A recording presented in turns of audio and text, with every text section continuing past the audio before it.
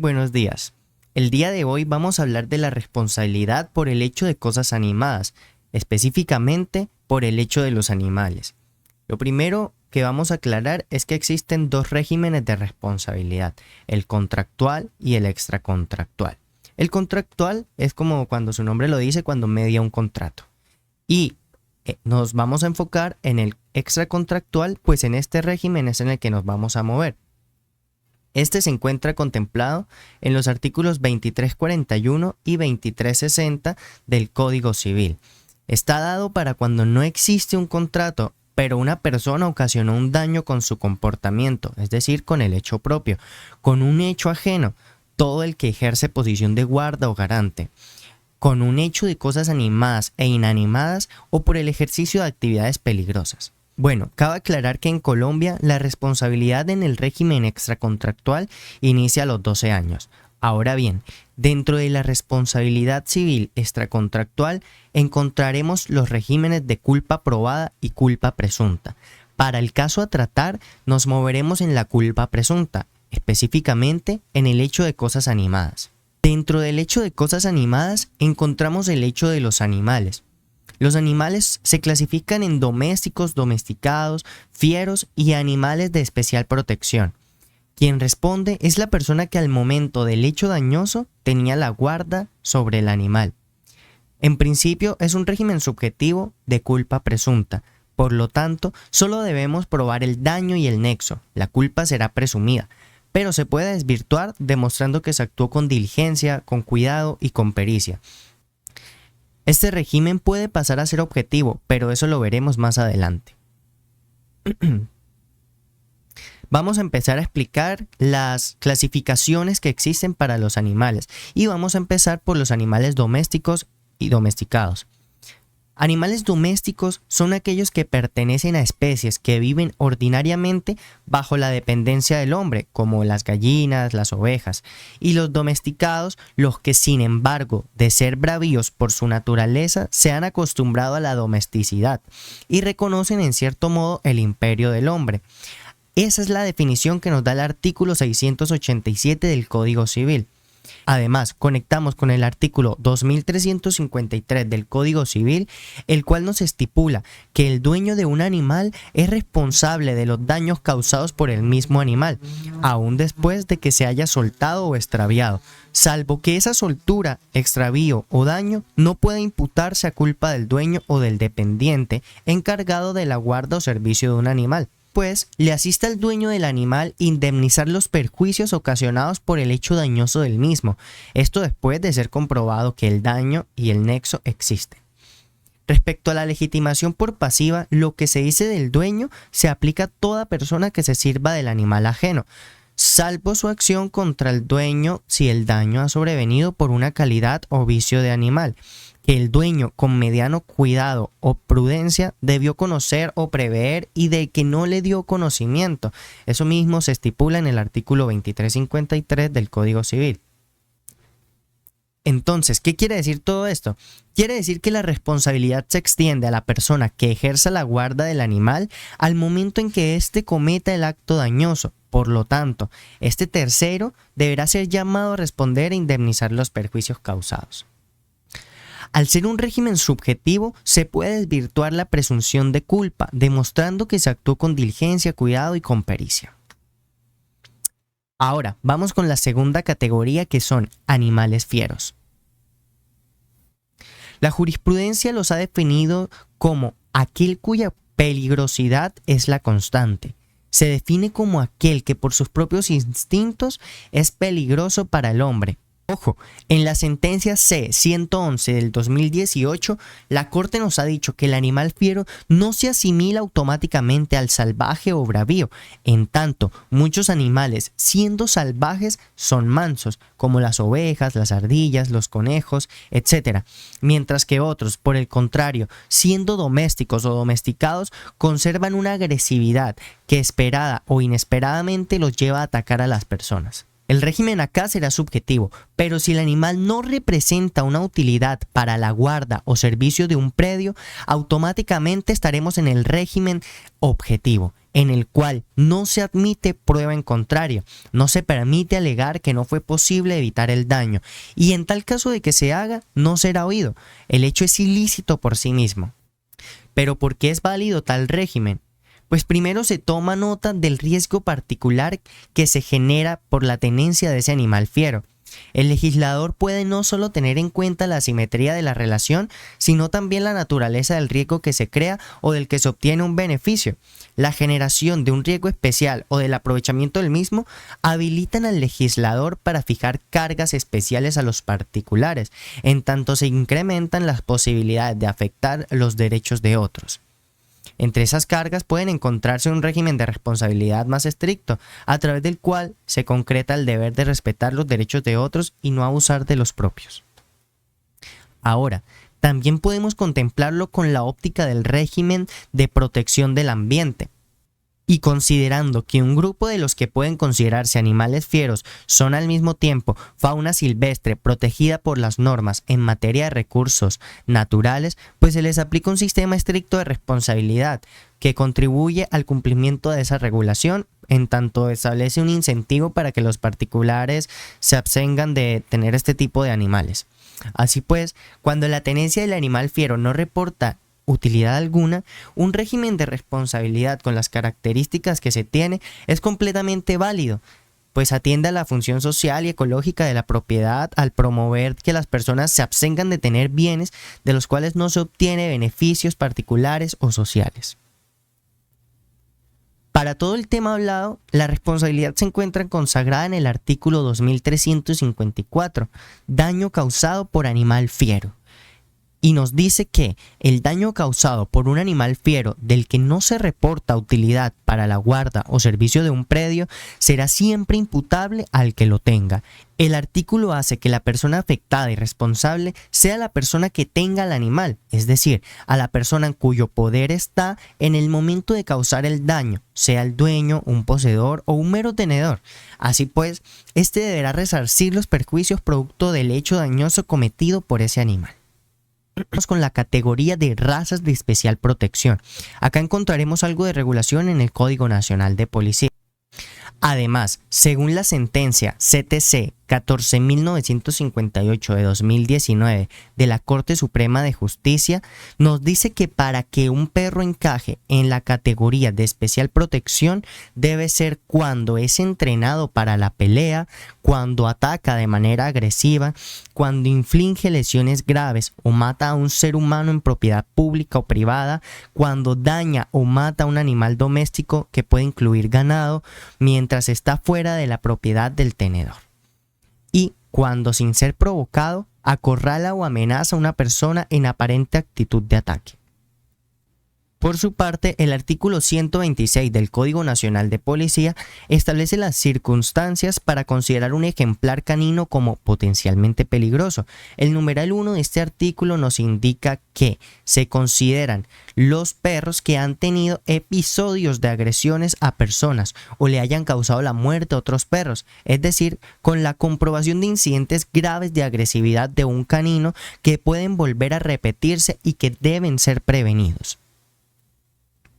El numeral 2 especifica que son potencialmente peligrosos los caninos adiestrados para el ataque y la defensa, como por ejemplo los perros que utilizan para la vigilancia y seguridad privada, que esto se encuentra regulado en el decreto 2187 del 2007, el Estatuto de Vigilancia y Seguridad Privada.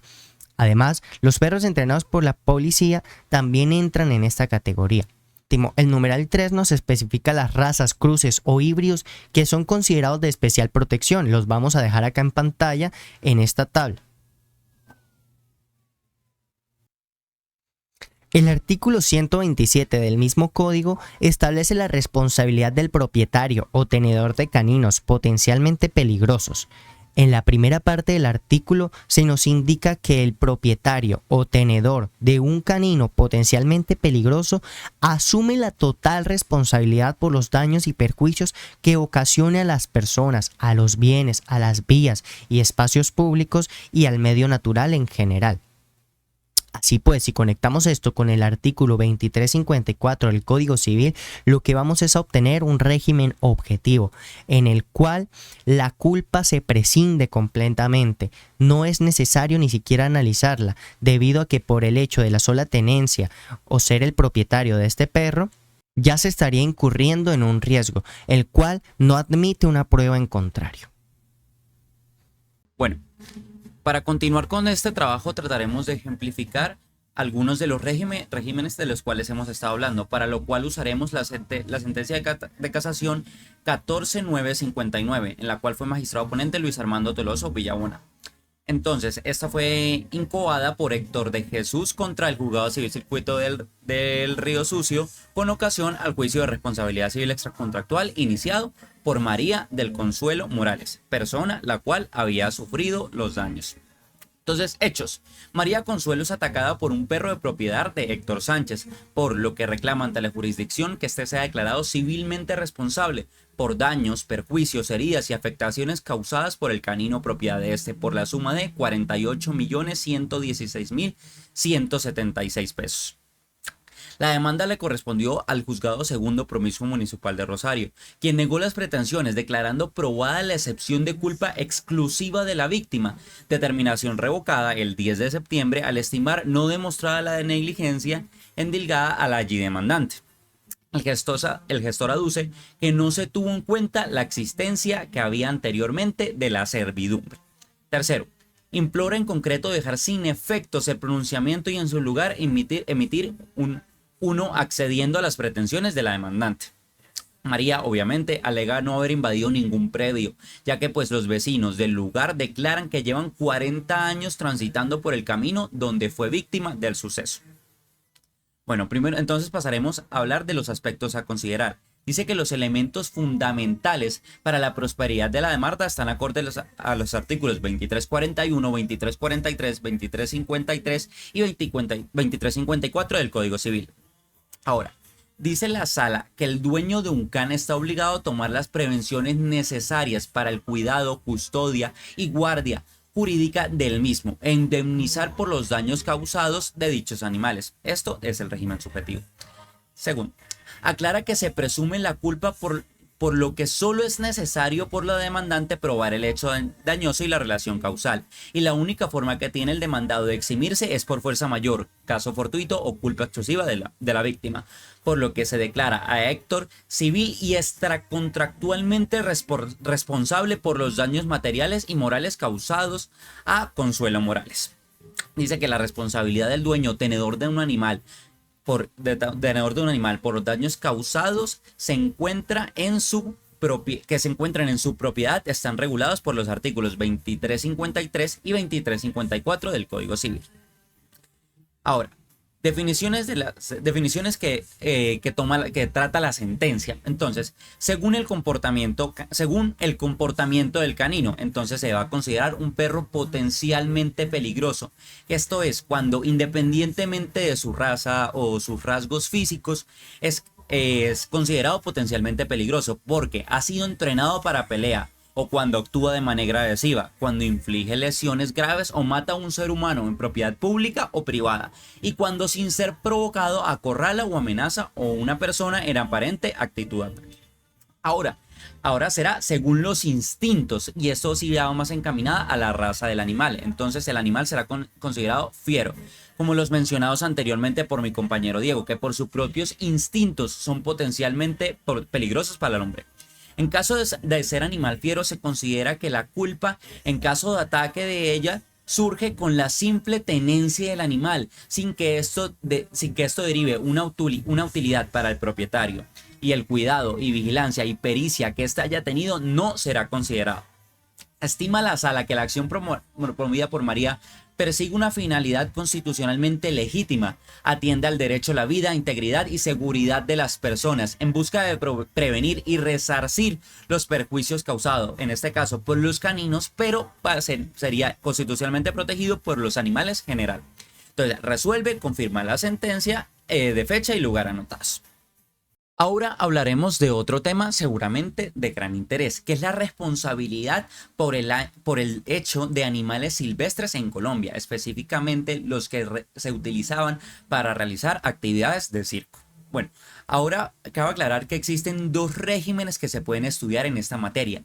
Uno con posterioridad a la entrada en vigencia de la ley 1638 de 2013 y otra con anterioridad a su entrada en vigencia. La práctica circense se cataloga como un espectáculo público de las artes escénicas. Esto está regulado en la Ley 1493 de 2011, específicamente en el artículo 2, que goza de protección constitucional como expresión cultural, como bien lo dice la Corte Constitucional en sentencia 054 de 2013. El legislador, en uso de su libertad de configuración legislativa, prohibió el uso de animales silvestres. Esto en la sentencia 283 de 2014, ya estos sean nativos o exóticos, en circos fijos o los que se mueven a través del país. Esto por medio de la ley 1638 de 2013. Es imperioso definir la naturaleza jurídica de los animales silvestres utilizados en los circos, de acuerdo con el ordenamiento jurídico nacional, la cual se enmarca dentro de los animales domesticados, ya que se entiende que dependen necesariamente del ser humano para la satisfacción de sus necesidades básicas, y que su libertad en sentido naturalístico se ve limitado por razón de este, ya que ellos no podrían vivir en la naturaleza por sí solos, ya que desde pequeños fueron acostumbrados a depender del ser humano. Ahora, estudiaremos primero la responsabilidad civil contractual. La responsabilidad civil contractual es la consecuencia jurídica en virtud de la cual quien se ha comportado de forma ilícita consistente en el incumplimiento de las obligaciones derivadas de un contrato debe indemnizar los daños que con esa conducta ilícita ha producido a terceros. Ahora, estudiaremos primero este régimen aplicable pero con anterioridad a la entrada en vigencia de la ley 1638 de 2013.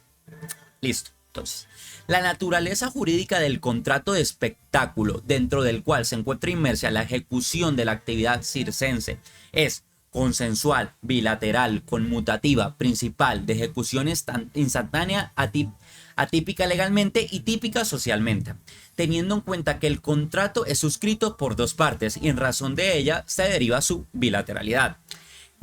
Las partes son el empresario organizador y el público asistente, los cuales cada uno tienen una obligación. La del empresario organizador es la de brindar un servicio de entretenimiento, diversión y distracción a los espectadores. Y los espectadores, por su parte, tienen una obligación de dar, esto es, de entregar y transferir propiedad, siendo el método más usual o más típico una contraprestación económica en dinero, a favor, obviamente, del empresario, en este caso, el empresario organizador. Ahora, hablando específicamente del daño. Entonces, un daño a una persona o personas del público asistente o a sus bienes por el hecho de animales silvestres pertenecientes al circo, se tiene que como consecuencia del daño causado se deriva una responsabilidad civil contractual en cabeza del empresario organizador, ya que al objeto de la obligación del contrato de espectáculo, que es la de prestar un servicio de entretenimiento, se incorpora la obligación de seguridad que tiene el empresario ateniente a mantener indemne a los asistentes de la actividad circense en su persona y en sus bienes. Entonces concluimos que todo daño ocasionado al público asistente debe derivar de la infracción de la obligación de seguridad implícita en el contrato de espectáculo, y dicho daño debe ser imputable al empresario organizador. Ahora, entendemos que si el incumplimiento de la obligación de seguridad se produjo por dolo o por culpa grave, este deberá responder los perjuicios previsibles y no previsibles al momento de la celebración del contrato. Es decir, deberá reparar integralmente al acreedor. Esto con base en el artículo 1616 del Código Civil.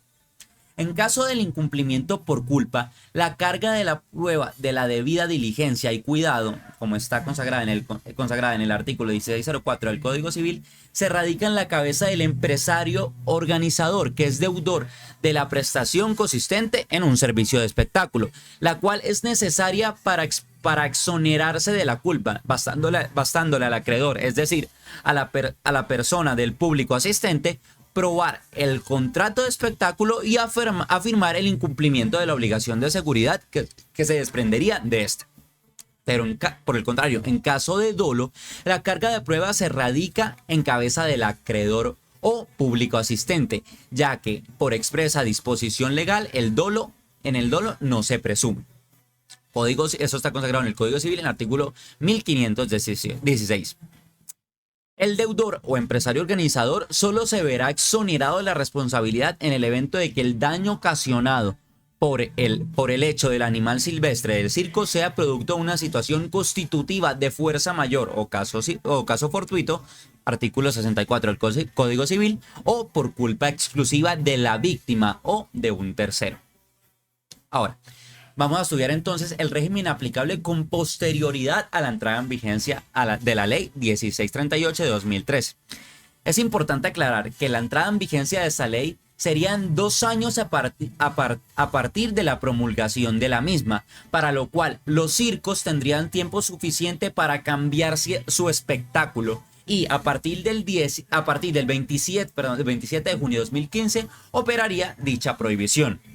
Con la operancia de dicha prohibición legal se altera uno de los requisitos para obligarse, el cual es el objeto, que para en este caso la actividad de todo espectáculo en la que se cuente con la participación de animales silvestres se tornaría inmediatamente ilícita, debido a que contraría el derecho público de la nación, que con la prohibición se orienta a proteger intereses generales, y ya que está contenida en una ley cuya observancia no puede desconocerse por los convenios que pretendan hacer particulares, ya que está en juego el orden público, lo que y sanciona el contrato de espectáculo con objeto ilícito da la nulidad. Para este caso, la nulidad absoluta.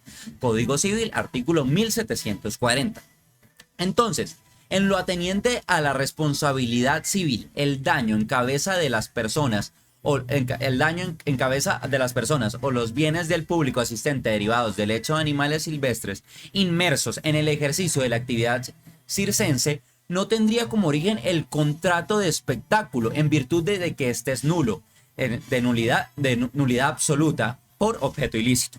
Y al no existir un contrato, la obligación indemnizatoria que surge a caso del empresario organizador tendrá como origen el daño y será materia de estudio en sede de responsabilidad, en este momento ya en responsabilidad extracontactual, ya que el objeto de estudio no se circunscribirá en adelante a la responsabilidad contractual.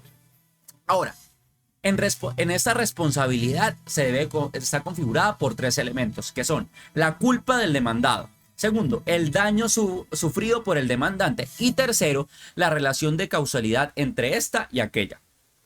Quien invoca el daño sufrido debe afirmar en su demanda la ocurrencia de tales elementos concretados a la situación fáctica respectiva y demostrándolos plenamente. El demandado solo puede exonerarse de la responsabilidad afirmando y demostrando que el daño consistió en un caso fortuito o de fuerza mayor que consiste en la culpa de un tercero o de la propia víctima. Si esta culpa es la que originó el daño de forma exclusiva, la exoneración será total. Si la culpa es concurrente, esta será parcialmente proporcionada a la influencia que esa culpa extraña al demandado tuvo en la producción de este daño. El autor del daño no se exonera de la responsabilidad cuando se limita únicamente a demostrar la ausencia de culpa. Ahora, el deudor de la prestación de la obligación se puede exonerar de la responsabilidad si logra demostrar que el daño se concretó en la persona o los bienes del sujeto no contratante, es producto de un fenómeno constitutivo. Otra vez repetimos, de fuerza mayor, caso fortuito, o por culpa del tercero o de la propia víctima. Esto lograría romper el nexo de causalidad entre el daño sufrido por el acreedor demandante y el hecho ocasionado por el animal o los animales silvestres. Entonces, esta sería la única forma de lograr desvirtuar ese nexo.